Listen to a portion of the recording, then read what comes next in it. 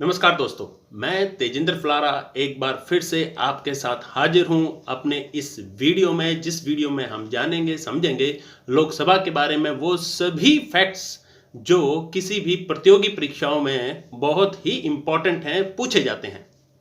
लोकसभा के बारे में अधिक जानकारी जानने से पहले मैं आपसे निवेदन करता हूं कि आप मेरे इस YouTube वाली वीडियो को शुरू से लेकर अंत तक जरूर देखेंगे, ताकि आपको वो सभी फैक्ट्स और वो सभी फिगर्स याद हो जाएं अच्छी तरह से, जिनसे संबंधित प्रतियोगी परीक्षाओं में बहुत ही ज़्यादा जो है प्रश्न पूछे जाते हैं। मुझे उम्मीद है कि आप मेरी इस वीडियो को लाइक भी करेंगे और शेयर के साथ मेरे इस YouTube चैनल को सब्सक्राइब भी करेंगे। तो चलिए शुरू करते हैं आज का विषय लोकसभा। हम सभी जानते हैं कि विश्व के अनेकों देशों में अनेक प्रकार की जो शासन प्रणाली है वो चलती हैं, और भारत देश की बात करें तो भारत में संसदीय शासन प्रणाली है जो संविधान के द्वारा हमें बताई गई है, हमें दी गई है। संविधान ने संसदीय शासन प्रणाली ही क्यों चुनी, इसके पीछे अगर हम जानकारी लें तो हमें पता लगता है, क्योंकि जब भारत आज़ाद हुआ था उस समय हम अंग्रेजों के गुलाम थे, और अंग्रेजों की सारी राजनीतिक जो उनकी कार्यप्रणाली थी और जो उनके कामकाज थे उनके बारे में हमें बहुत ही अच्छी तरीके से जानकारी थी। एक तो ये कारण था कि हमने जो है संसदीय शासन प्रणाली ली, वो भी ब्रिटेन देश से संसदीय शासन प्रणाली ली। दूसरा, हमारा जो हिंदुस्तान था, भारतवर्ष था, वो विभिन्न गणराज्यों में बटा हुआ था, इसी करके इसे गणराज्य भी कहते हैं, संघों का समूह भी कहते हैं। और इन गणराज्यों में, भारतवर्ष में हमारी विभिन्न प्रकार की जातियां, विभिन्न प्रकार के धर्म, विभिन्न प्रकार की संस्कृतियों का जो है सुमेल है, और इन सभी जातियों और संस्कृतियों के प्रतिनिधि आकर हमारे भारत में जो है शासन करें, उनका प्रतिनिधित्व हो, इस करके भी जो है भारत में संसदीय शासन प्रणाली ब्रिटेन से जो है वो ली गई है। अगर हम बात करें हमारे भारतीय लोकसभा की, तो लोकसभा संसद का वह अंग है जो अन्य दो अंगों में सबसे नीचे जो है आता है, इसीलिए इसे संसद का निम्न सदन भी कहा जाता है। संसद की बात करें तो संसद में 3 अंग हैं जिनको मिलाकर पूरी एक जो है संसद हमारी बनती है। तो भारतीय संसद में अगर ये कहा जाए कि भारतीय संसद के 3 अंग वो कौन कौन से हैं, तो उसमें सबसे पहले जो आते हैं आर्टिकल 79 के अंतर्गत, वो है राष्ट्रपति। राष्ट्रपति के बाद जो दूसरे हमारा अंग हमारे संविधान में बताया हुआ है संसद का, वो है राज्यसभा, वो आर्टिकल 80 में आता है। और आर्टिकल 81 में हमारा निम्न सदन आता है, जिसे हम लोकसभा कहते हैं। तो कुल मिलाकर संसद के 3 अंग हैं, उसमें राष्ट्रपति, राज्यसभा और लोकसभा। और यहाँ पर हमने यह भी जाना कि किन किन आर्टिकल के अंतर्गत जो है ये हमारे संसद के तीनों अंग जो हैं वो हमें बताए गए हैं संविधान में। लोकसभा के बारे में अधिक जानकारी लेने से पहले हम यहाँ पर यह जरूर जानना चाहेंगे कि लोकसभा में कुल अधिकतम सदस्यों की संख्या 552 है, और इन 552 में 2 वो व्यक्ति हैं जो एंग्लो इंडियन हैं।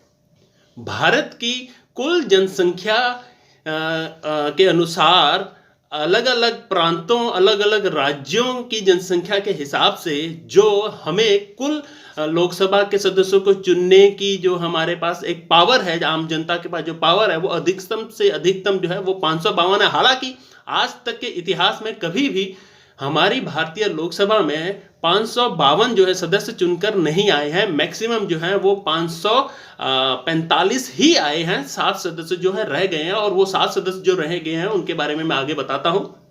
कुल 552 सदस्य अगर हम देखें तो उसमें 2 एंग्लो इंडियन, और एंग्लो इंडियन अगर 2 निकाल देते हैं तो कुल सदस्य संख्या रहती है 550।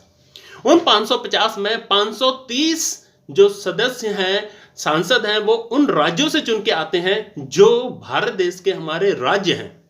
और बाकी के जो 13 हैं वो उन राज्यों से चुन के आते हैं जो हमारी यूटी है, यूनियन टेरिटरीज हैं। 530 और 13 और 7 और 2, इनमें जो 7 के बारे में अगर हम बात करें तो वो आते तो यूनियन टेरिटरी में से ही हैं, परंतु आज तक कभी भी भारतीय लोकसभा में जो है उनका चुनाव नहीं हो पाया है। उसके पीछे कारण ये रहा है क्योंकि जब लोकसभा के ये 552 सदस्यों की जो है एक कंडीशन रखी गई थी, उस समय जो ये 7 सदस्य थे ये यूनियन टेरिटरी के उन यूनियन टेरिटरीज जगहों में से थे जो अभी भी पाक ओरिएंटेड कश्मीर के स्थान पे हैं। मतलब हम ये कहें कि पाक ओरिएंटेड कश्मीर से भी हमारे जो है 7 सांसद जो है अगर चुनकर भारतीय लोकसभा में आते हैं तब हमारा जो है कोरम पूरा 552 जो है हमारे अधिकतम सदस्यों की संख्या होती है। हालांकि ये कभी हुआ नहीं है। यहां पर बात आती है 2 एंग्लो इंडियन की। एंग्लो इंडियन वो व्यक्ति हैं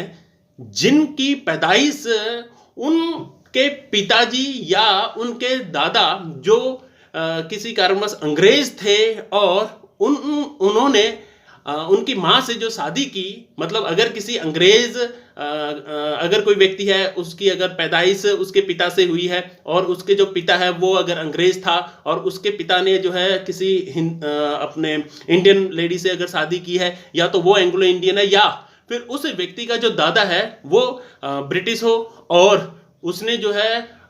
शादी किसी इंडियन लेडी से की हो, तो उनसे जो पैदा हुए बच्चे हैं जो व्यक्ति हैं वो जो है वो एंग्लो इंडियन में आते हैं। और ऐसा नहीं है कि राष्ट्रपति जी के द्वारा जो ये एंग्लो इंडियन है ये 2 सीधे चुनकर जो है भेजे जाते हैं। इसके लिए जो है मंत्री परिषद की एक व्यवस्था की गई है कि मंत्री परिषद की सलाह पर ही जो है राष्ट्रपति इन 2 सदस्यों को लोकसभा में तब चुनता है जब यह होता है कि जो हमारे 550 सदस्य हैं उन 550 सदस्यों में कोई भी एंग्लो इंडियन सदस्य जो है चुनकर अगर लोकसभा में नहीं आता, तब 2 एंग्लो इंडियन सदस्यों को चुनने की जो है राष्ट्रपति के पास पावर है। और यह पावर भी वो तभी इस्तेमाल कर सकते हैं अगर मंत्री परिषद उनको सलाह दे। और मंत्री परिषद में जैसा कि आप सभी जानते हैं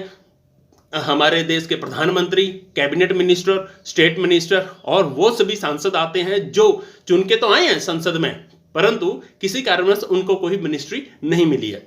तो मंत्री परिषद की सलाह पर ही राष्ट्रपति जो है 2 एंग्लो इंडियन को चुनता है। और यहां पर एक बात बहुत ही इंपॉर्टेंट है जो ज्यादातर प्रतियोगी परीक्षाओं में पूछी जाती है, वो ये पूछी जाती है कि भारत का ऐसा कौन सा व्यक्ति है जो सबसे पहला जो है एंग्लो इंडियन चुनकर जो है वो लोकसभा में आया। वो था फ्रैंक जे एंथनी। फ्रैंक जे एंथनी के बारे में एक यहां जानकारी और भी देना चाहता हूं ताकि आपको जो है वो याद हो जाए कि फ्रैंक जे एंथनी जो थे वो भारत की जो संविधान सभा थी उस संविधान सभा में भी एज ए सदस्य थे और इसी कारण जो उनको एज ए एंग्लो इंडियन के रूप में चुनकर जो है वो वहां भेजा गया, लोकसभा में भेजा गया। लोकसभा के अधिकतम सदस्यों की संख्या 552 ही है। ऐसा क्यों? क्या लोकसभा के सदस्यों की संख्या 552 से कम हो सकती है? क्या 552 से अधिक हो सकती है? इसके बारे में जानकारी देता हूं कि साल 1971 की जो जनगणना हुई थी उस जनगणना के अनुसार भारत देश की जो लोकसभा है उस लोकसभा में अधिकतम सदस्यों की संख्या जो है वो 552 निश्चित की गई। और यहाँ एक इंटरेस्टिंग फैक्ट और है कि जो 1971 की जनसंख्या के अनुसार जो है एक 552 सदस्यों की संख्या जो है सीमित की गई, वो जो 552 सदस्य हैं वो साल 2026 तक के लिए निहित है। मतलब कि 2026 से पहले ना तो लोकसभा के सदस्यों की संख्या कम हो सकती है और ना ही लोकसभा के सदस्यों की संख्या इससे ज्यादा हो सकती है। जहां तक बात है लोकसभा के सदस्यों के चुनाव की, तो इसके बारे में जानते हैं कि लोकसभा के सदस्यों का चुनाव आप और मेरे द्वारा दिए हुए वोटों से होता है। यहां पर यह भी कहना चाहूंगा कि आप और मेरे द्वारा दिए हुए वोट मतलब कि जनता के द्वारा जब डायरेक्ट रूप से वोटिंग की जाती है और उस वोटिंग से जो व्यक्ति चुनकर आता है वो जो है वो भारतीय लोकसभा में जाकर एज ए सांसद के रूप में बैठता है। और वो व्यक्ति जिसकी आयु कम से कम 25 वर्ष हो, जो भारत देश का नागरिक हो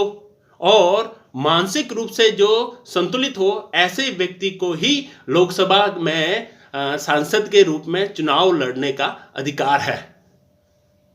इसके अतिरिक्त 2 जो एंग्लो इंडियन है वो मैंने आपको पहले ही बता दिया कि वो जो है अगर 550 में चुनकर नहीं आते हैं तो राष्ट्रपति जो है वो मंत्री परिषद की सलाह से जो है जो उनकी नियुक्ति करता है। तो कुल 552 सदस्य इस प्रकार से जो है चुन के आते हैं। भारतीय लोकसभा सबसे प्रथम जो भारतीय लोकसभा का चुनाव हुआ था वो ज्यादातर प्रतियोगी परीक्षाओं में पूछा जाता है कि भारत की प्रथम लोकसभा का चुनाव कब हुआ था, तो आंसर भी सभी लोग यही देते हैं कि साल 1952 में। यहां पर आपको एक फैक्ट बताता हूं कि वास्तव में जो चुनाव हुए थे प्रथम लोकसभा के वो सितंबर अक्टूबर 1951 1951 के से शुरू होकर फरवरी 1952 तक जो है एक चुनाव की प्रक्रिया चली, और उन चुनावों के बाद जो प्रथम लोकसभा की बैठक हुई थी वो हुई थी 13 मई 1952। हालांकि जो प्रतियोगी परीक्षाओं में सवाल पूछा जाता है वो यह पूछा जाता है कि भारत की प्रथम लोकसभा के चुनाव कब हुए थे, और आंसर जो है वो 1952 ही आता है। परंतु यहां पर आपने ध्यान यह देना है कि जो प्रथम लोकसभा की बैठक हुई थी वो हुई थी 13 मई 1952 में, और इस प्रथम लोकसभा की बैठक में कुल कितने सांसद जो है वो जीत कर लोकसभा में आए थे, चाहे वो विपक्ष में थे चाहे वो पक्ष में थे, उनकी जो संख्या है वो भी बड़ा एक इंटरेस्टिंग फैक्ट है, वो है 489 489 489 जो सांसद हैं वो प्रथम लोकसभा में चुनकर आए, और ये वो सांसद थे जिन्होंने सबसे पहली बार भारत में लोकसभा के लिए इलेक्शन लड़ा। और इस प्रथम लोकसभा में 1952 के जो चुनाव हुए उसमें जो कांग्रेस पार्टी है वो सबसे बड़ी पार्टी बन के उभरी, और जिसके प्रधानमंत्री जो है वो देश के प्रथम प्रधानमंत्री बने पंडित जवाहरलाल नेहरू। और ये जो हमारी लोकसभा थी, इस लोकसभा में जो विपक्षी पार्टी सबसे बड़ी बनके उभरी थी वो थी भाकपा, भारतीय कम्युनिस्ट पार्टी। बड़ा इंटरेस्टिंग फैक्ट है कि 499 लोग जब जीत कर आए उसके बाद जो है लोकसभा बैठी, तो लोकसभा की जो पहली बैठक हुई जो 13 मई 1952 को हुई थी, उसमें जिस व्यक्ति ने इस पूरी लोकसभा की अध्यक्षता की थी उस व्यक्ति का नाम भी काफी बार जो है प्रतियोगी परीक्षाओं में पूछा जाता है। और यहां पर एक चीज और पूछी जाती है, कई बार जो है सवाल को थोड़ा सा घुमा दिया जाता है कि प्रथम लोकसभा के हमारे अध्यक्ष कौन थे। तो दोनों का उत्तर एक ही है कि जो हमारी प्रथम लोकसभा हुई थी उस लोकसभा के जो बैठक ली थी वो ली थी जीवी मावलंकर जी ने। और ये जो जीवी मावलंकर जी थे ये हमारे देश के प्रथम पुरुष अध्यक्ष भी रहे हैं। और जो अगर सवाल यह आता है कि प्रथम महिला अध्यक्ष लोकसभा की कौन थी, तो वो थी श्रीमती मीरा कुमारी जी। तो प्रथम लोकसभा अध्यक्ष जो जीवी मावलंकर जी जो जब प्रथम लोकसभा अध्यक्ष बने तो उससे पहले वो प्रोटेम हमारे अध्यक्ष भी रहे, जिसे हम स्पीकर कह देते हैं, प्रोटेम स्पीकर भी रहे। और उसके बाद जो है जो सत्ता पक्ष था उस समय का कांग्रेस और जो कम्युनिस्ट पार्टी थी और जो दूसरे सांसद चुन के आए थे उन सबकी आपसी सहमति से ही जो है वो जीवी मावलंकर जी को जो है अध्यक्ष के तौर पर निर्वाचित किया गया। यहाँ एक इंटरेस्टिंग फैक्ट और है कि जीवी मावलंकर जी को ही जो है प्रथम लोकसभा का अध्यक्ष क्यों बनाया गया। उसके पीछे जो सबसे बड़ा कारण माना जाता है वो ये माना जाता है कि प्रथम लोकसभा के चुनाव होने से पहले जो जो हमारा संविधान था, संविधान सभा की जो जितनी भी बैठकें होती थी उस संविधान सभा की बैठकों की जो कार्रवाई थी वो जीवी मावलंकर जी की अध्यक्षता में ही संपूर्ण होती थी। इसी कारण से जो है उनको एक्सपीरियंस्ड पर्सन होने के कारण जो है प्रथम लोकसभा में एज ए अध्यक्ष के रूप में लिया गया। और आज भी अगर आप देखें तो जो भी लोकसभा का अध्यक्ष होता है वो एक एक्सपीरियंस्ड पर्सन होता है जिसकी नियुक्ति जो है वो लोकसभा में जीत कर आने वाले सांसद आपसी सहमति से करते हैं, फिर चाहे वो उस समय की सत्ता पार्टी हो या फिर विपक्ष की पार्टी हो। लोकसभा के अध्यक्ष के साथ साथ यहां पर एक चीज और बताना चाहूंगा कि लोकसभा में एक उपाध्यक्ष भी होता है। लोकसभा का अध्यक्ष और लोकसभा के उपाध्यक्ष दोनों जो है वो बैठकों की अध्यक्षता करते हैं। फर्क इतना है कि जब किसी कारणवश लोकसभा का अध्यक्ष लोकसभा की बैठक नहीं ले पाता तो उस परिस्थिति में लोकसभा के बैठकों की अध्यक्षता लोकसभा का उपाध्यक्ष करता है। और यहां पर अगर किसी भी कारणवश लोकसभा का अध्यक्ष अपने पद से रेजिग्नेशन देना चाहे तो वो अपना रेजिग्नेशन भी जो है वो उपाध्यक्ष को देता है, और उपाध्यक्ष अगर रेजिग्नेशन देना चाहे तो वो लोकसभा के अध्यक्ष को जो है वो अपना रेजिग्नेशन देता है। कुल मिलाकर यहां पर यह जो प्रश्न प्रतियोगी परीक्षाओं में पूछा जाता है वो ये पूछा जाता है कि लोकसभा का जो अध्यक्ष है वो अपना रेजिग्नेशन किसको देता है। वो अपना रेजिग्नेशन देता है उपाध्यक्ष को, और उपाध्यक्ष अपना रेजिग्नेशन देता है लोकसभा के अध्यक्ष को, जबकि राज्यसभा में ऐसा प्रावधान नहीं है। तो राज्यसभा के बारे में जब हम पढ़ेंगे तो उस समय हमें यह जानकारी होगी कि लोकसभा और राज्यसभा का जो सिस्टम है वो थोड़ा सा डिफरेंट है। हम यहां बात कर रहे हैं लोकसभा की। तो लोकसभा में वो 25 साल का व्यक्ति जो चुनकर एज ए सांसद के रूप में आता है वो कब तक एज ए सांसद रहता है, ये भी एक बहुत बड़ा जो है प्रश्न है। इससे संबंधित प्रश्न भी जो है वो आते हैं। तो कोई भी व्यक्ति जो लोकसभा में जनता के माध्यम से चुनकर जो है लोकसभा में आता है, वो व्यक्ति किसी कारणवश खुदा ना खास्ता अगर उसकी डेथ हो जाए तो वो एक सेपरेट इशू है, उसको छोड़कर अन्यथा जो है वो 3 कारणों से जो है उस लोकसभा के अध्यक्ष सांसद की जो है वो उसका पद जो है खाली हो जाता है। पहला कारण उसमें से यह है कि अगर वो खुद ही रेजिग्नेशन देना चाहता हो। दूसरा कारण यह है कि अगर कोई भी लोकसभा का सांसद लगातार 60 दिनों तक बिना संसद को परमिशन दिए अनुपस्थित रहता है लोकसभा से, उस कारणवश भी वह जो है उसका जो है पद जो है वो खाली हो जाता है। संसद जो है उसको लोकसभा का अध्यक्ष जो है वो उसको लोकसभा पद से अयोग्य करार दे देती है। और तीसरा और सबसे महत्वपूर्ण कारण है वो ये है कि अगर दल बदल विरोधी कानून के तहत कोई लोकसभा का सांसद अगर अपना दल बदल लेता है तो भी वो जो लोकसभा का सांसद है उसको जो है सांसद नहीं माना जाता, अयोग्य करार दे दिया जाता है और उस कारण भी जो है लोकसभा के उस सांसद का जो है पद वो खाली हो जाता है। यहां पर बात करते हैं कि सांसदों के जो आपसी तालमेल से जो लोकसभा चलती है, तो वहां पर अगर हम बात करें तो लोकसभा में जो जितनी भी बैठकें होती हैं वो सारी की सारी बैठकें, जैसे 13 मई 1952 में जैसे कि लोकसभा की सबसे प्रथम बैठक हुई थी, तो उसके बारे में वो बैठकें किस प्रकार से होती हैं, साल में कितनी बार होती हैं। साल में जैसे 3 सत्र आते हैं, बजट आता है, मानसून सत्र आता है, शीतकालीन सत्र आता है, तो ये जो सत्र हैं इनके बारे में, और एक दिन में 0 आवर्स क्या होता है और बैठक की कार्रवाई कैसे चलती है, जिसे हम शून्य आवर्स भी कह देते हैं। तो इन सब के बारे में मैं एक अलग से जो है वीडियो बनाऊंगा जिसमें हम ये जानेंगे कि भी जो लोकसभा की बैठक है वो कैसे चलती है। यहां पर हम बात करते हैं कि जो लोकसभा है, अगर लोकसभा में संसद चुन के आते हैं तो क्या लोकसभा एक कंटिन्यू सिस्टम है, मतलब कि क्या लोकसभा का कार्यकाल लगातार चलता है। हालांकि जो राज्यसभा है उसमें ऐसा प्रावधान है कि उसके सिर्फ 1/3 जो सदस्य हैं वो हर दूसरे साल बाद जो है वो रिटायर होते हैं। उस हिसाब से अगर हम देखें कि एक जो राज्यसभा के सांसद का कार्यकाल है वो 6 साल चलता है, जबकि लोकसभा में एक सांसद का जो कार्यकाल है वो मैक्सिमम 5 सालों के लिए होता है। मतलब कि अगर उस सदस्य को अयोग्य करार ना दे दिया जाए और अगर वो जो है दल बदल विरोधी कानून के तहत ना आए तो वो अपने 5 साल का जो कार्यकाल पूरा करता है। पर किसी कारणवश लोकसभा ही अगर भंग हो जाए तो उसकी सदस्यता भी अपने आप ही समाप्त हो जाती है। लोकसभा का भंग होना ही लोकसभा का विघटन कहलाता है और यह अकेले 5 सालों के बाद जो लोकसभा समाप्त हो जाती है उसी के कारण नहीं होता। उसके अतिरिक्त भी 2 कारण ऐसे हैं जिन कारणों से है लोकसभा कभी भी विघटन हो सकती है, अगर राष्ट्रपति उसकी परमिशन देता है तो। उसमें जो सबसे बड़ा जो कारण आते हैं वो आते हैं कि सत्ता पक्ष के विरुद्ध अगर लोकसभा में संसद में अगर जो विपक्षी पार्टी है वो अविश्वास प्रस्ताव या फिर निंदा प्रस्ताव जो है वो अगर पास करती है और वो संसद में पास हो जाता है तो भी जो है सरकार भंग हो जाती है, और अगर सरकार भंग हो जाती है तो अपने आप ही जो लोकसभा का विघटन हो जाता है। यहां पर 2 जो टर्म आई हैं वो आई हैं अविश्वास प्रस्ताव और निंदा प्रस्ताव।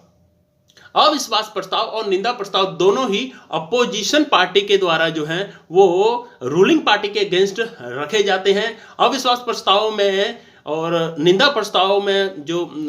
सिस्टम है रखने का वो एक ही है कि ऐसा कोई भी व्यक्ति जो संसद का सदस्य हो रिटर्न में राष्ट्रपति को और लोकसभा अध्यक्ष को अगर वो अविश्वास प्रस्ताव पास करने के लिए जो रिटर्न में अगर अपने निवेदन देता है और उस व्यक्ति को अगर 50 सांसदों का समर्थन प्राप्त हो तभी जो है लोकसभा में जो है वो अविश्वास प्रस्ताव पत्र या फिर जो है निंदा प्रस्ताव पत्र जो है पेश किया जाता है। और एक निश्चित समय अंतराल के दौरान संसद में सरकार को अविश्वास प्रस्ताव के खिलाफ जो है वो अपना जो है समर्थन हासिल करना होता है, निंदा प्रस्ताव के खिलाफ अपना जो समर्थन हासिल करना होता है, जिससे कि वो सरकार बनी रहती है। अगर लोकसभा का विघटन होता है तो वो इन्हीं कारणों से होता है। इसके अलावा लोकसभा जो है वो अधिकतम इमरजेंसीज के दौरान वो 1 साल के लिए जो है एक्सटेंड की जा सकती है राष्ट्रपति के द्वारा, मगर 1 साल एक्सटेंड करने के बाद अगर देखा जाए तो अगले 6 महीनों तक लोकसभा के इलेक्शन होने बहुत जरूरी हैं। तो बच्चों, दोस्तों, ये जानकारी थी लोकसभा के बारे में, जिसमें हमने जाना कि लोकसभा क्या है, संसदीय शासन प्रणाली क्या है, संसदीय शासन प्रणाली ब्रिटेन से ली गई तो कारण क्या था, हमारे लोकसभा के अधिकतम सदस्य थे कितने थे, हमारे लोकसभा सदस्य में जो सांसद एंग्लो इंडियन के रूप में निर्वाचित होकर आते हैं वो एंग्लो इंडियन क्या है। यहाँ एक चीज बतानी भूल गया था कि जो हमारे एंग्लो इंडियन जो सदस्य चुन के आते हैं इनके बारे में अधिक जानकारी जो है वो हमारे संविधान में धारा अनुसूचित आर्टिकल 331 और आर्टिकल 366 में जो है वो वर्णित है। कुल 552 सदस्यों में से जिस प्रकार से डिवीजन जो है वो राज्यों और यूनियन केंद्रीय शासित प्रदेशों के बीच में की गई है, उसी प्रकार से कुछ सीटें ऐसी हैं जो 552 में जो है रिजर्व रखी गई हैं, रिजर्व कैटेगरी के लिए रखी गई हैं। उनमें 84 सीटें ऐसी हैं जो एससी के लिए और 47 सीटें ऐसी, 47 सीटें ऐसी हैं जो एसटी वर्ग के लिए जो है रिजर्व रखी गई हैं। इन दो लोगों की जो नियुक्ति है वो कैसे होती है वो भी मैंने आपको बताया कि मंत्रिपरिषद के माध्यम से जो होती है वो इनकी जो है नियुक्ति होती है। और साथ में मैंने आपको बताया कि जो देश के हमारे प्रथम लोकसभा अध्यक्ष थे वो भी जो थे वो हमारे लोकसभा अध्यक्ष थे जीवी मावलंकर जी। और इसके साथ ही मैं आपको एक जानकारी और देता हूँ कि जो अविश्वास प्रस्ताव जो पास किया जाता है, आज तक के इतिहास में जब भी लोकसभा का विघटन हुआ है वो या तो कार्यकाल पूरा हुआ उस समय हुआ या फिर अविश्वास प्रस्ताव अगर पास हुआ तो ऐसा हुआ है। और यहाँ पर एक प्रश्न बड़ा इंपॉर्टेंट आता है कि भारतीय लोकसभा में उस समय कौन ऐसा प्रधानमंत्री था जिसके कार्यकाल के दौरान अविश्वास प्रस्ताव पारित हुआ और सरकार जो है गिरी, वो थे विश्वनाथ प्रताप सिंह। तो ऐसी कुछ जानकारी है जिसको मैंने कहानी के रूप में और कोशिश की है कि बहुत ही अच्छे ढंग से जो है मैं आपको समझा पाऊँ। मुझे यह आशा है कि आपको इस वीडियो से काफ़ी कुछ जो है वो जानकारी मिली होगी। हालांकि मैं यह भी मानता हूं कि मेरी इस वीडियो को 1 बार या 2 बार देखने से आपको जो है वो पूरी जानकारी नहीं मिलेगी। आपको कम से कम इसको 2-3 बार तो देखना ही होगा ताकि आपको वो सारे फैक्ट्स क्लियर हो जाएं जिससे संबंधित प्रतियोगी परीक्षाओं में जो है प्रश्न पूछे जाते हैं। हालांकि मैंने इस वीडियो में पूरी कोशिश की है कि लोकसभा के वो सारे फैक्ट्स आपको बताने की, फिर भी लोकसभा अपने आप में एक बहुत बड़ा विषय है और इस विषय से संबंधित अधिक जानकारी के लिए आपके मन में अगर कोई डाउट हो, कोई आपके मन में अगर सवाल हो, कोई प्रश्न हो तो आप मेरे को कमेंट कर सकते हैं। मैं उन कमेंटों के आधार पर जो है वो अपनी अगली वीडियो बनाऊंगा लोकसभा से संबंधित। इस वीडियो में भी अगर आपको लगता है कोई ऐसा फैक्ट्स जो आपको क्लियर नहीं हो रहा है, आपके मन में डाउट है किसी प्रश्न को लेकर, तो आप मेरे को कमेंट करके भी इस वीडियो में पूछ सकते हैं। मेरी अगली वीडियो में आपसे फिर मुलाकात होगी। तब तक के लिए आप अपनी प्रतियोगी परीक्षाओं की तैयारी जोरदार ढंग से करते रहिए। बार बार जो है वो वीडियोस को देखिए और मेरे इस वीडियो की अगर आपको लगा कि ये मेरा जो वीडियो है ये एक अच्छा वीडियो बना है, इसमें आपको काफ़ी अच्छी जानकारी मिली है, तो कृपया मेरे को लाइक और कमेंट कीजिए। आपसे फिर मिलते हैं अपने एक नए वीडियो के साथ। तब तक के लिए नमस्कार, वंदे मातरम।